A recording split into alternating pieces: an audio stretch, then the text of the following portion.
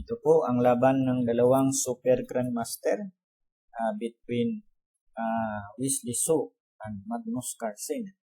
So ang game po na ito ay naganap noong year 2020. Ito po ay tinatawag na Chess24 Banter Blitz Cup Final, chess24.com International. So tingnan po natin ang laban nito. So white po dito si Wesley. So nag-move po si Wesley ng E4, E5, Knight F3, Knight C6, Bishop C4. So ito po yung isa sa mga palaging ginagamit ni Wesley. So minsan ay Bishop D5, Ruy Lopez. So ito ay Italian game. Or dati tinatawag na Duke of Piano. So ito po yung position na makikita natin sa board. So yung favorite move rin dito ni Magnus yung kanyang ginamit. Ito yung Bishop C5.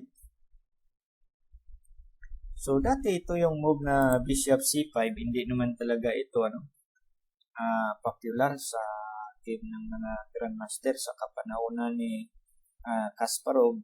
Hindi po ito naging successful ang ganitong klase move, palagi po ito talo. So balit sa time ni Magnus, siguro na dahil sa tinatawag na mga chess engine ngayon, so pag-alaman siguro ni Magnus kung ano yung ideas dito ng Bishop C5. So dito nag-move si Wesley ng C3, Knight F6, D3, D6, Castle Kingside si Wesley, H6 para hindi na makapag Bishop G5, Rook E1, centralize yung Rook, E6, E4 para hindi makapag B5 yung Black, Castle Kingside yung Black. So dito nag-move si Wesley H3. So balit sa ibang game ni Wesley So, meron siyang ginawa dito na ibang ideas. Ito yung Knight B dito. Yung kanyang ideas dito ay pareho sa Ruy Lopez na style. Dadalhin yung Knight sa G3 para magkaroon ng kingside attack. So dito after Knight B dito, Knight E7, Knight F1, ito yung game ni Wesley versus Wii. Then C6,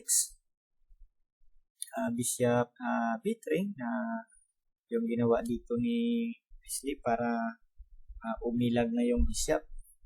Kasi dito mayroong kapag nag-move ng D5, so hindi na matimpuan yung Bishop dito. So mayroon siyang ideas na yung Bishop pupunta sa C2 kapag aatakihin, or kapag nag-Bishop E6, so may possibility na Bishop C2, mayroon siyang mga ganong game. So dito Knight G6 yung move ng Black, then Knight G3, Bishop B6. After Bishop B6, D4, ito nag-attack na si Wesley sa gitna, then A6 D4, C6 D4, Bishop G4. So ito yung ginawa ni Wii. So yung ideas dito ni Wii, so iti-trade yung kanyang Bishop sa Knight. So ito yung nangyari dito sa position. Siguro ito na-analyze ito ni Wesley kung ano yung kanyang ideas dito. So H3, Bishop takes F3, G takes F3. So ang ganitong klaseng position, kapag tignan nyo yung position, ito yung tinatawag na strong center pawn. Ito yung ginawa ni Wesley dito. So balit yung ideas niya dito para magkaroon ng space yung kanyang pieces. So, tingnan nyo po yung nangyari dito ay nag-move D5 si Wei para ma-close yung diagonal ng bishop. So, E5, Knight H7. So, dito ma-atake si Wei sa king side. So, F4 para hindi makapag-Knight G5. So, Queen H4.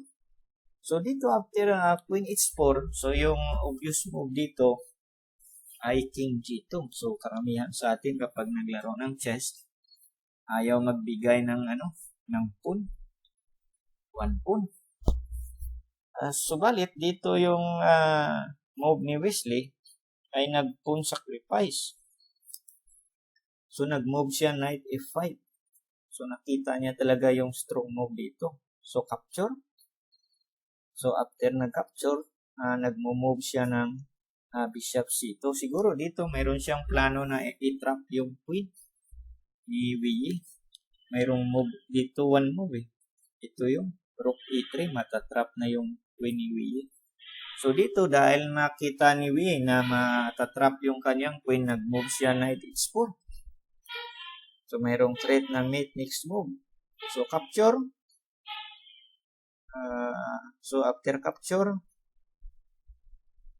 so, nag-move Rook E3 si Wesley. So, dito nakikita ni Wesley na yung active piece ni Wei ay queen na lamang. So, dito kapag na-maneuver niya yung kanyang rook dito, mas maganda yung posisyon ng rook dito, mayroong attack. So, yung kanyang bishop ay stranded. So, yung ibang pieces ni Wei dito ay stranded. Yung rook, yung knight na stranded sa gilid. So, versus active pieces. Kasi ito yung mga yung mga principle ng mga grandmaster. Alam nila yung yung tinatawag na active versus inactive na pieces. Kasi kapag marami kang active pieces, mas maganda yung yung position mo, magkaroon ka ng magandang position. So dito nag-move F5. So yung move na F5, yung drawback dito ay weak yung pawns. So dito nag-start si Wesley na improve yung position ng kanyang king at saka ng kanyang pieces. So ito yung isa sa mga principle ng mga grandmaster na minsan mababasa nyo na kapag wala kayong ibang move, so kailangan nyo na ma-improve muna yung position ng inyong mga pieces, yung mga pieces nyo na walang ginagawa. So dito King G2, din Rook E8. Pagkatapos dito ay nag-move si Wesley na Rook E3. Ito para magkaroon ng tempo. Nag-attack siya. Subalit, nag-move ng Queen D8 dito. After Queen D8, nag-attack si Wesley dito sa king side. After Queen H5, Knight F6. So, dito ang Knight sacrifice ay hindi pwedeng tanggapin yung Knight dahil nahang yung Rook sa E1. So, iwas blunder. So, sa mga chess player dyan, yung mga below master 11, below master class. So, kailangan nyo po minsan tingnan yung mga moves dito kapag nakita nyo yung mga gusto nyong tingnan yung games ng mga grandmaster. So, Knight F6, Queen takes pawn. So, nagbigay po dito si Wei ng tricks. Nagbigay ng pawn. So, Knight E4, Queen G6. Dahil mayroon siyang discover attack. Then, Bishop takes pawn. So, pwede rin doon kainin ni Wesley yung pawn. Binigyan siya ng pawn. Subalit, mayroon ditong attack. So, dito dahil yung mayroong counter attack dito si Wei, so binigyan niya ng problema si Wesley dito.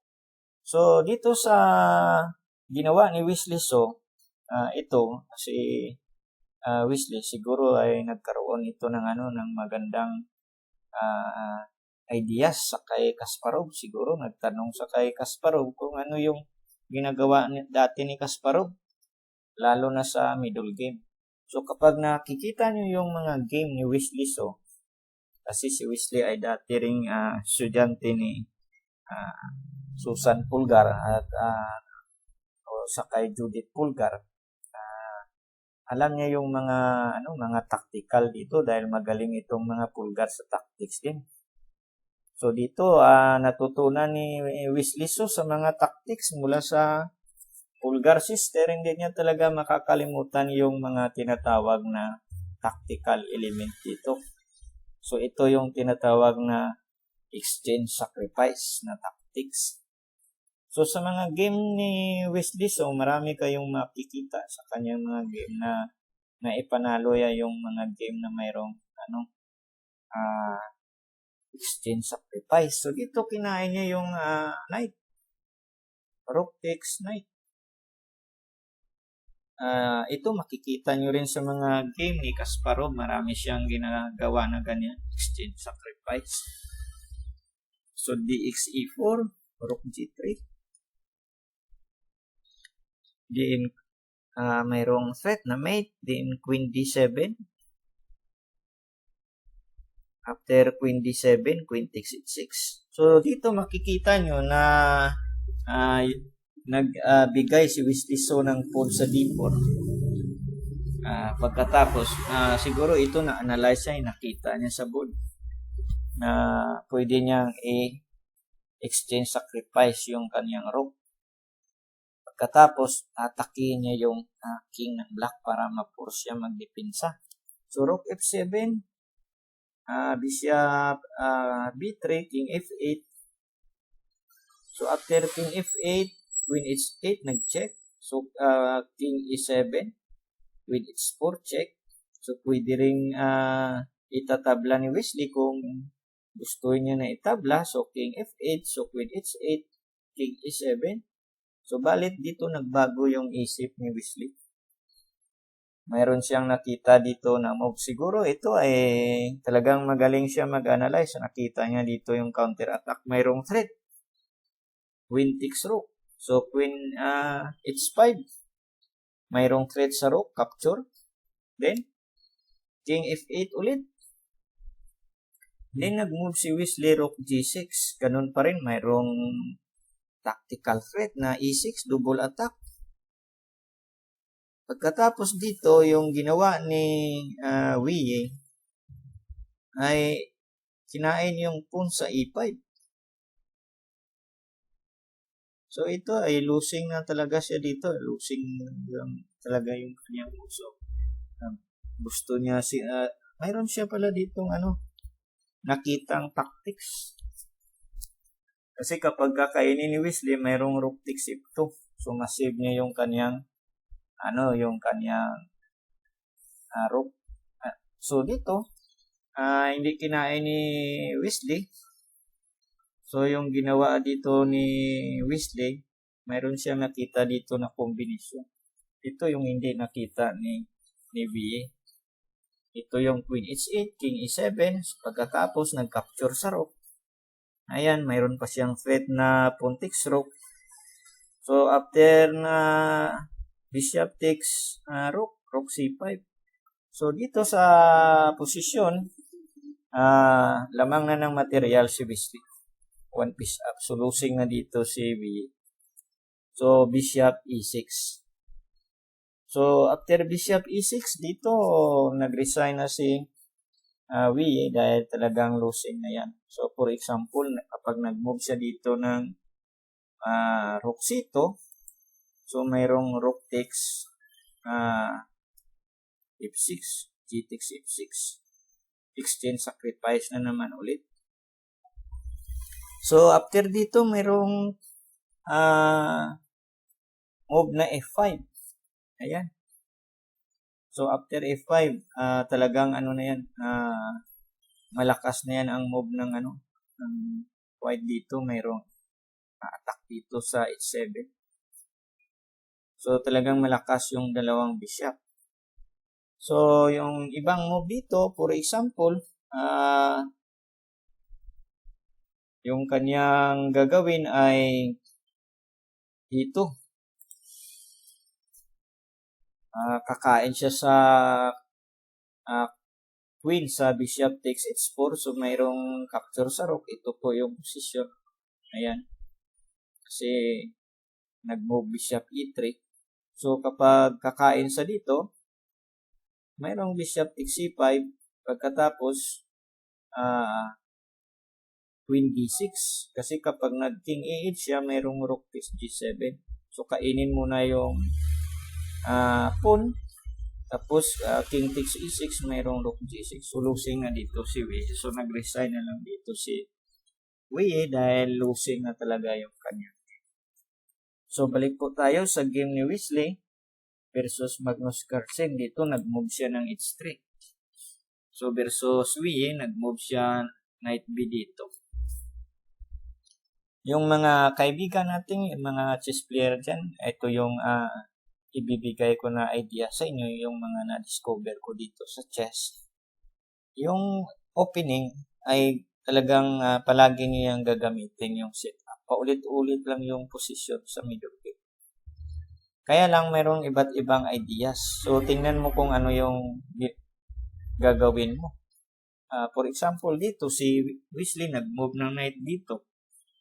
Pupunta dito sa f1, tapos pupunta sa g3. So, ano yung ginawa niya doon? Nag-conduct ng kingside attack. So, mayroong ibang ideas, ibang mga grandmaster. Kapag nakita nyo yung mga game ng ibang grandmaster, yung kanilang ideas, ay nagmo-move ng knight dito, knight f1, tapos i-eliminate itong bishop. Mag-move dito ng b4.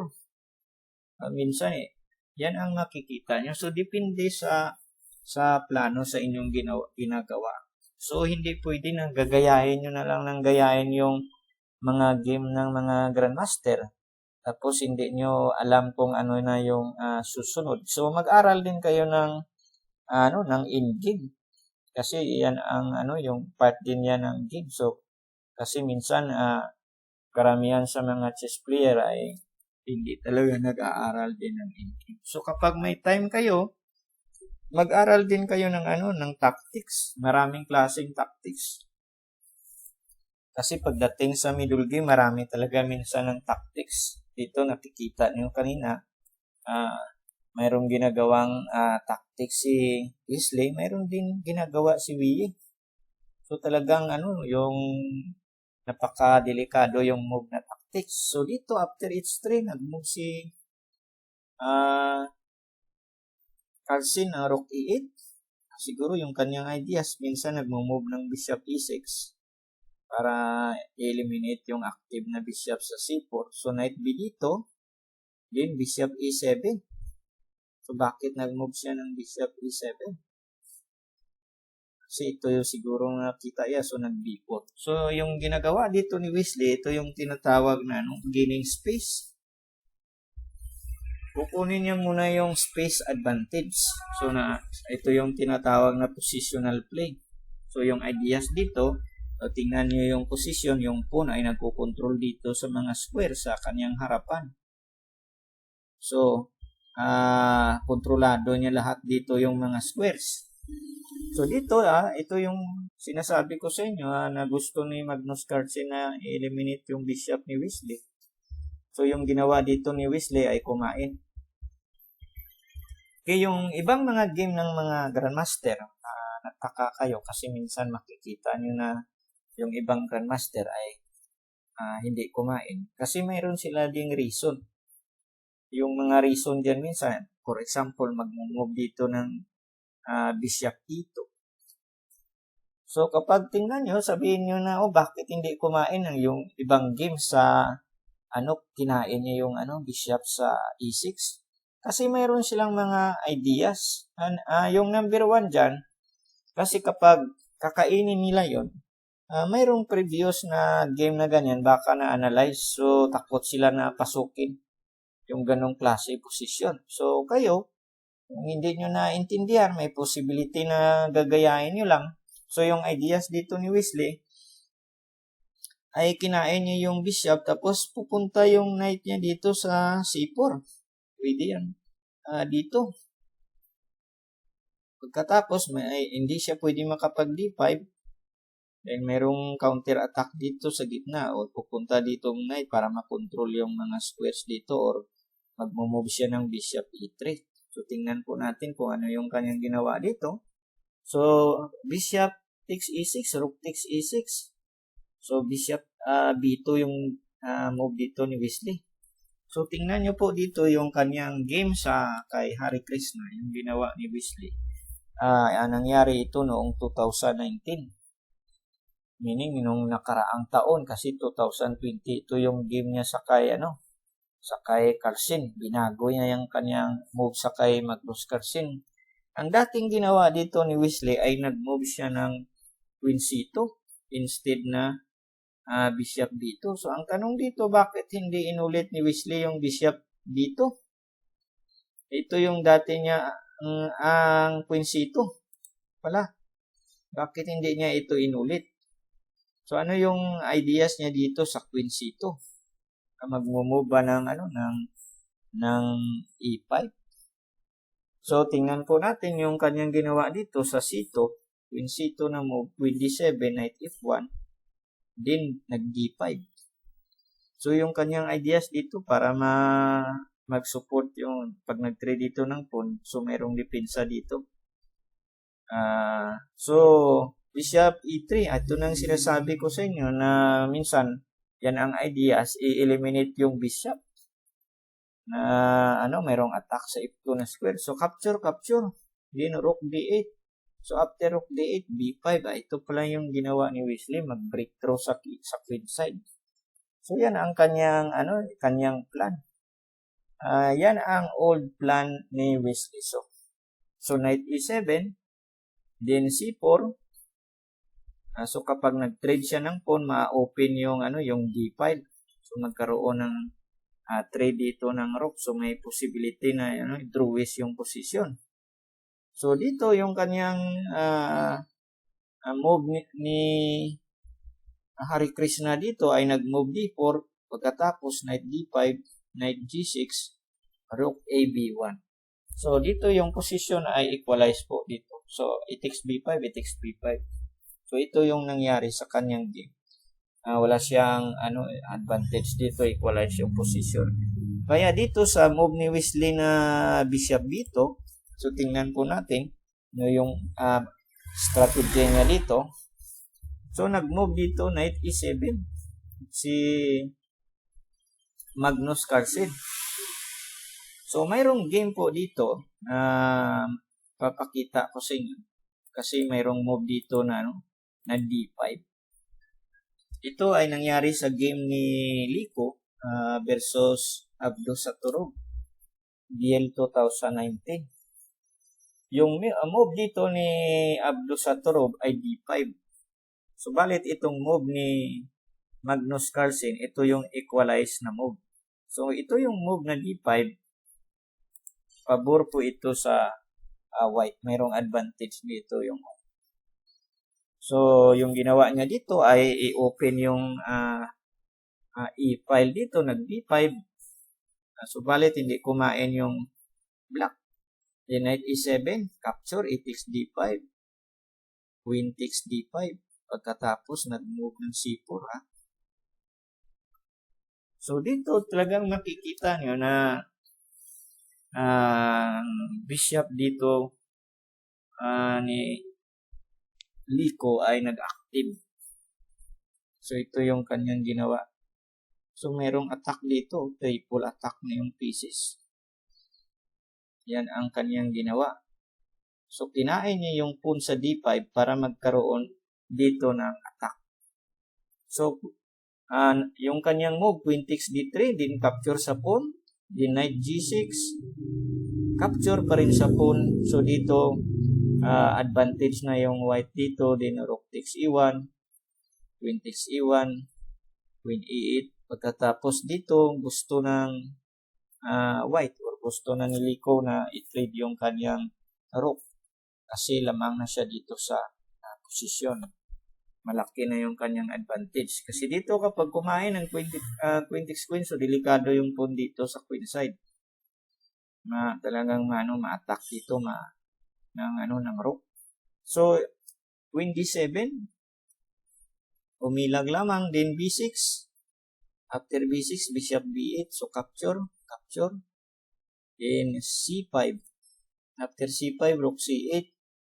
Knight B3, nagdipinsa. Then Knight F4. Queen C2, then Queen D5. So dito malaki na yung advantage ng white, winning na talaga. So pwede na siya mag-move dito ng Rook D1. So delikado yung posisyon ng Rook doon. Kasi kapag dito Rook D1, makakapasok na yung Rook. So pwede na mag-move nga C6, D7.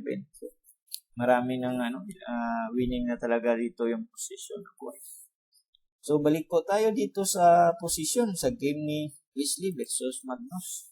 Kasi nag-move siya dito ng ng bishop dito, tapos knight e7 yung move ni Magnus. Instead na yung game ni Liko Abdusattorov, D5 yung move ni Abdusattorov. So dito sa posisyon, mga ka-viewers, dapat pag-aralan nyo talaga ang inyong game. So, kanina nag-move dito si Abdusattorov. Ito, move din ito ng Grandmaster. So, dito, yung move ng Grandmaster, mali rin. So, akala nyo yung lahat na move ng Grandmaster ay talagang tama. So, minsan, mali rin yung kanilang move. Yung ibang Grandmaster na blunder rin. So, kailangan pag-aralan nyo rin yung mga moves. So, dito, nag-move si Wesley D4. So, yan po ang ideas ni Wesley. Yung nakikita nyo dito sa posisyon, kung bakit nag-move si Wesley ng bishop dito, yung kanyang ideas. Kasi kapag kakain dito yung black, so kakainin niya ng pawn. So, pagkatapos kapag na-post niya yung pawn, na-trap yung rook. So, ito pala yung kanyang ideas. Ang bishop sa B2, kasi yan talagang mga strategy.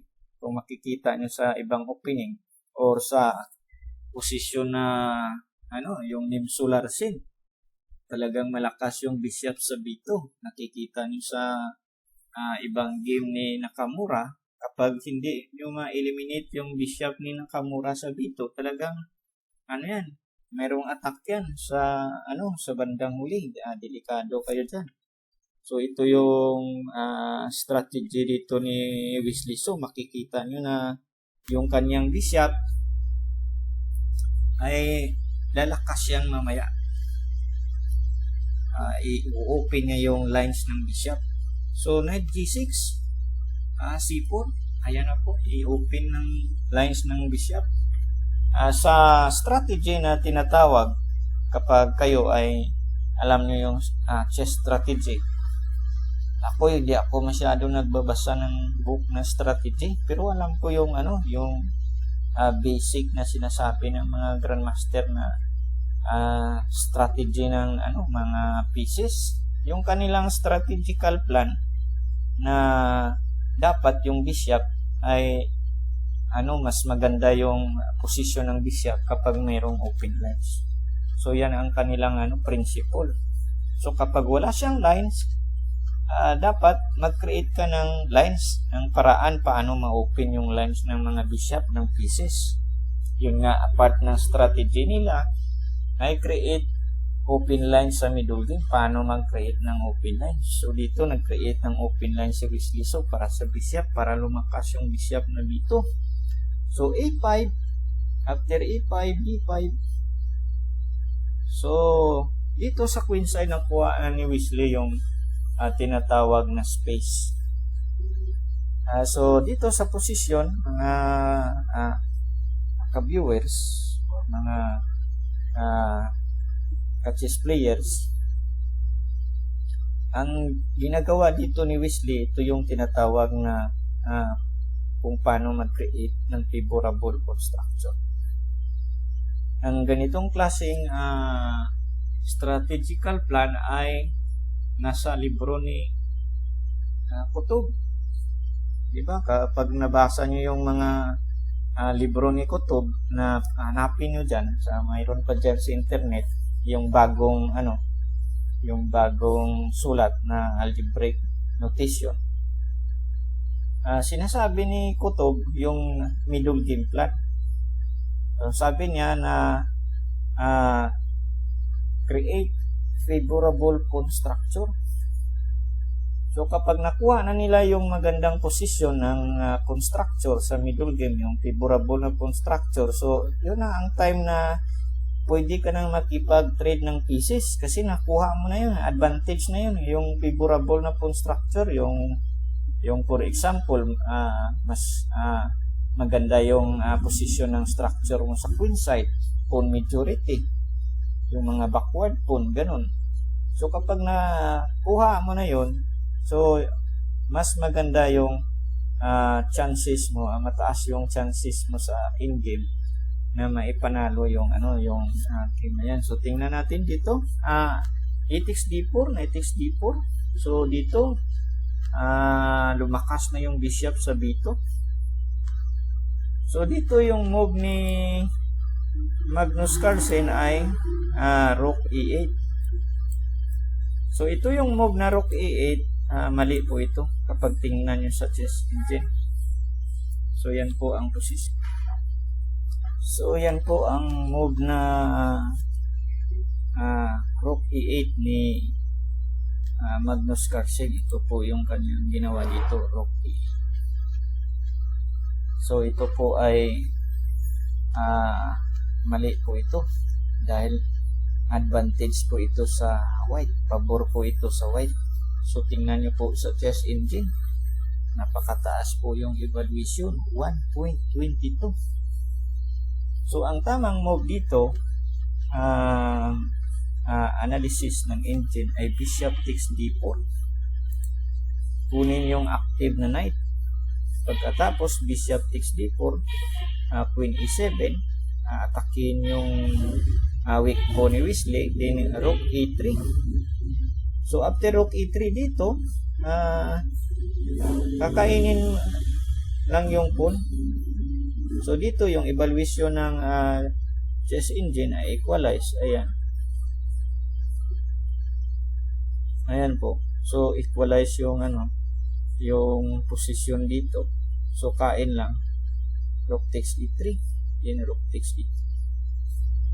So sa posisyon na ito ay equalize yung posisyon na ito.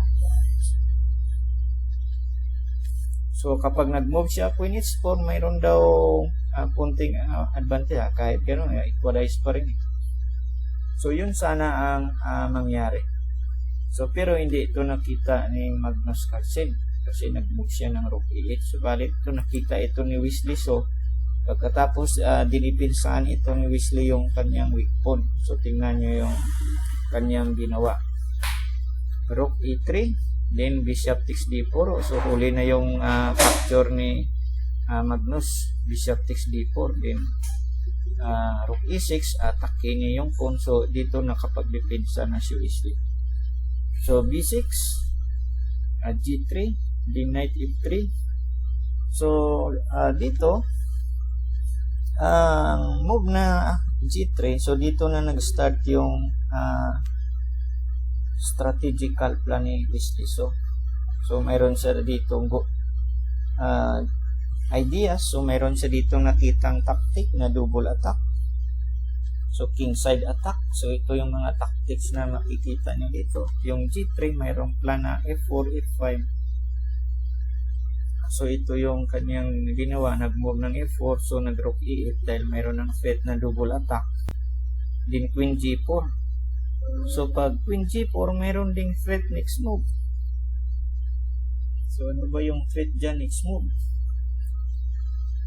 e5 ba? Or knight f3 muna. Katapos mag-move ng e5 or f5.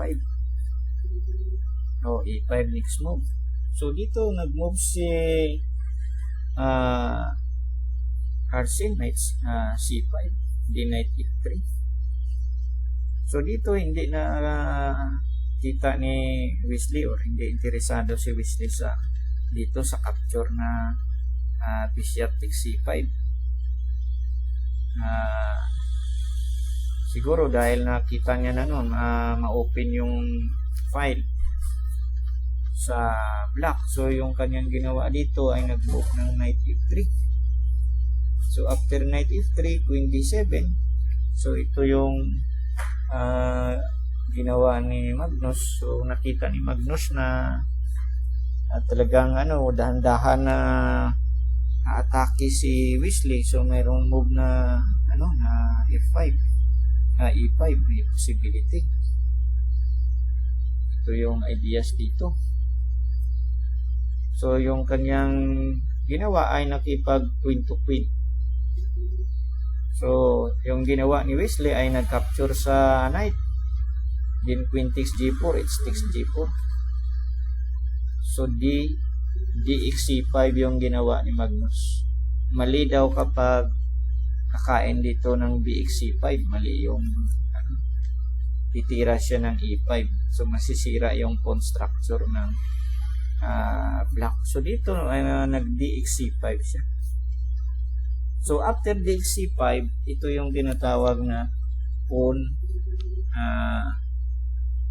favorable yung pawn structure sa kanya, sa kay Wesley, dahil dito ay dito pawn majority 4 versus 3. So, dahil may open file dito, so sa in-game principle, dapat yung rook nasa open file. Occupy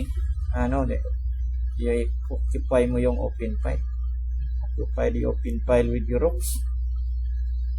So, rook ad8. So, rook d5. Ito yung move ni Wesley dito na rook d5. Ito ay makikita nyo rin sa book ni Kutub. Ito yung mga strategy ng mga grandmaster. So, pwede rin kainin yung rook sa d8. Pero hindi kinain ni Wesley.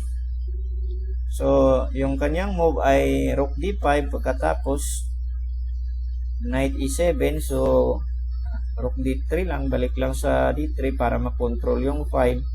Tapos f6. Din nag-move siya ng e5 para ma-activate yung knight. Kasi kapag f takes e5, so knight takes e5, so malakas yung knight. So, yung knight ni Carlsen dito ay wala siyang masyadong square, hindi active. So, kapag f takes e5, knight takes e5, so yung ginawa dito ni Carlsen, f5. Wala na, pangit na yung kanyang position. So, dito nagkaroon na ng paspon si Wesley. So, hindi yan pwede kainin. So, diretso na lang para sirain yung pawn structure ni Carlsen. So, knight g6. Then, capture sa pawn, g takes h6, g takes h6, king f2. Then, king f7. After king f7, king e2, h5. Then, rook d5. Dito, para makakreate ng pawn majority. So, rook takes d5, c takes d5. Kasi makikita niya na idudouble ni Wesley yung kanyang rook. So, kinain na lang ni Magnus. So, rook d8. So, after rook d8, mayroong rook d3. So, knight e7. So, after knight e7, so mayroong nakita dito si Wesley na ito yung